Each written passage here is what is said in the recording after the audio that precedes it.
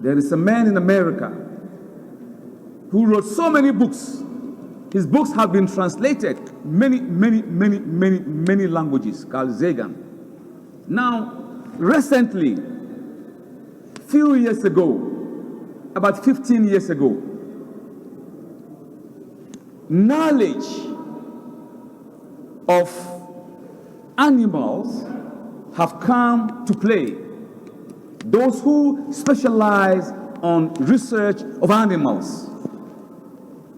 And among them is Peter Krause. Peter Krause is one of the best minds in the behavior of animals. And he wrote a book, and in that book he made mention of a miracle akin to one particular animal, that is the camel. So in that book, he said, he gave us about 25 attributes and mysteries in the camels. But he's late. It's less than 20 years he came out with this information. He was clapped all over the world, given Nobel Prize and money that he came about with this research of the Quran. I mean, of an animal, and he ended up with the camel. But this is what Allah said. أَفَلَا يَنْظُرُونَ إِلَى الْإِبِلِ كَيْفَ خُلِقَتْ وَإِلَى السَّمَاءِ كَيْفَ رُفِعَتْ وَإِلَى الْجِبَالِ كَيْفَ نُصِبَتْ وَإِلَى الْأَرْضِ كَيْفَ سُطِّيَتْ. 3 scientific applications in one verse, beginning with the camel. Afala, don't you see how camels are created? In other words, what's wrong with you? Look at the camel.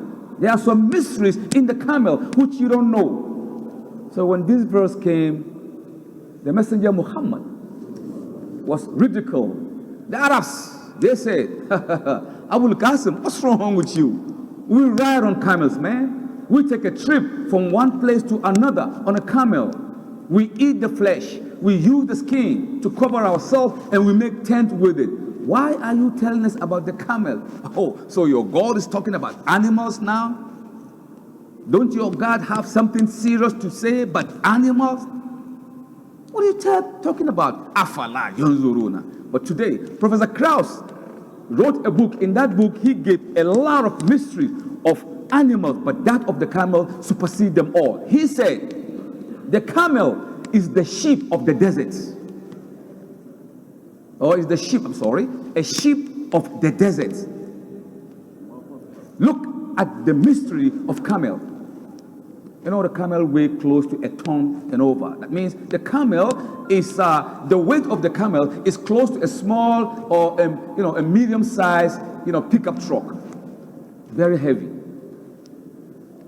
Coupled with that, the camel is loaded with goods that they make business from one nation to other nation. And the camel is gliding on the soil of the desert. Think, if you go to the desert and you begin to walk in the sun, even though you're walking, but you keep coming back. You see, you walk, but it draws you back because you sink in the camel. The camel does not sink. It is so heavy, it should sink. It got load also, it must sink. The camel does not sink. Why? At the ankle of a camel is, a mechanism that looks like a shock absorber at the base of the ankle. So the camel actually glides on the desert. It doesn't sink. So Allah said, "Afala yanzuruna ila al-ibli kayfa khuliqat?" Don't you see how we created the camel? The camel is the only animal that have in-depth photographic memory. Most animals have memories, but the camel own is too deep. Why? Scientists say that. They said anywhere the camel step on, it goes to the back of his brain. It's like a fire. The camel, anytime or anywhere the camel make a step, it stays at the back of his brain. He never forget that area. Can you imagine right now if I'm going to give you, or you're going to give me a direction, go to Astor Rock, but just go straight. It's a gas station, make a left. Towards the end, there's a yellow house. You give directions with some, or identifiable locations. But imagine when you live in the desert. Back then, in the 7th century, over 1,000 years, desert sea. You look at the desert from here to like 20, 40 miles away of sand dune. How can you give someone a direction? Allah gave them who live in the desert a camel. The camel have photographic memory to help them traverse in the desert. Within few minutes, if there is a sand dune, within 5, 6, 7 minutes, the shifting wind will make it flat again. So if you give somebody a sign, oh, just go behind the sand dune, within few minutes, the shifting wind will make it flat. How can you sustain, the direction? But the camel helped the dwellers of the desert.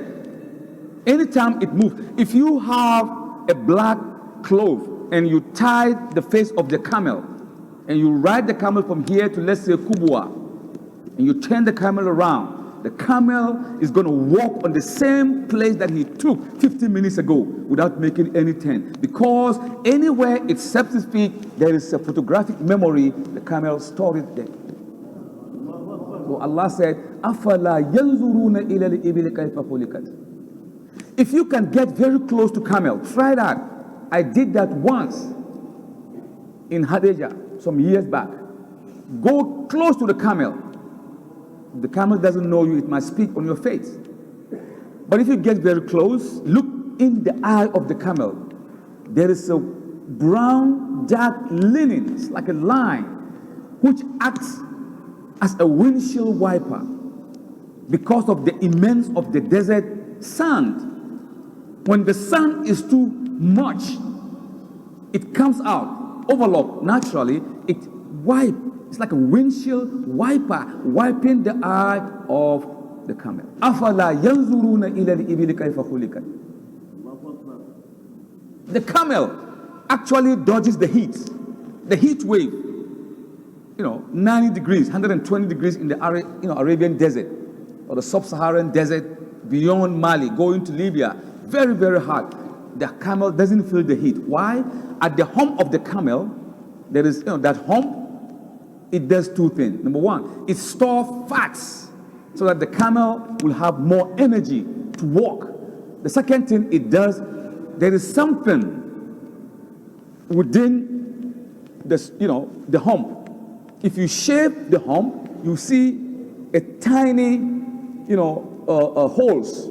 Science called that somites. What it does is that it absorbs the heat ray of the camel. The heat goes straight to the chute in the back. In other words, the camel dodges the heat. So in the evening, when it's time for the camel to rest, it's a beautiful thing to see. It locks its leg like this and goes down. Once it goes down, the hump opens up and the heat evaporates. The camel dodges the heat. أَفَلَا يَنْظُرُونَ إِلَى الْإِبِلِ كَيْفَ خُلِقَتْ. The part of the camel that touches the ground when it's too hot is 10 times thicker than the regular body. All the part that touches the ground, if the camel goes down, is 10 times thicker than the body or the rest of the skin. Why? Because the camel does not feel the heat. أَفَلَا يَنْظُرُونَ إِلَى الْإِبِلِ كَيْفَ خُلِقَتْ. In the stomach of the camel is 3 ruminant chambers. One that it eats and digests. The second one is where it stores its water. If a camel walk right now outside, drink water that is dirty water, wallahi, within few minutes, that water will turn itself to become pure water. It's not too hot, not too cold. In between. أَفَلَا يَنْظُرُونَ إِلَى الْإِبِلِ كَيْفَ خُلِقَتْ. So back then, the Arabs who live in the desert, they want some water. Water is precious. They kill a whole camel, eat the meat, whatever they could take, maybe take the skin and drink the water. But now, the Johnson & Johnson pharmaceutical company have developed a mechanism. That mechanism, you just simply spray at the base of the camel's stomach. Leave it for a few minutes. Once you're done, get a knife and cut it. The camel does not feel the pain. It's like anesthetic. So you could just go through and grab, the stomach the one that have the water. Drink the water, make wudu, push it back, spray it again. Few hours, the camel is back to normal. أَفَلَا يَنْظُرُونَ إِلَى الْإِبِلِ كَيْفَ خُلِقَتْ. And on, all the animals, they produce their own vitamin C if they eat, whatever they eat. But a camel is in the desert. It produces, is the only animal that produces its own vitamin C to be able to live in the desert. There is no vegetation. Allah gave the camel an elongated tongue. It goes through the thorn. It's so beautiful. If you see the camel with the tongue going around, the thorns, pick up the leaves and turn it around again and swallow it. This is a mystery. It doesn't poke the sensitive, tongue of the camel. That is a mystery that scientists cannot explain.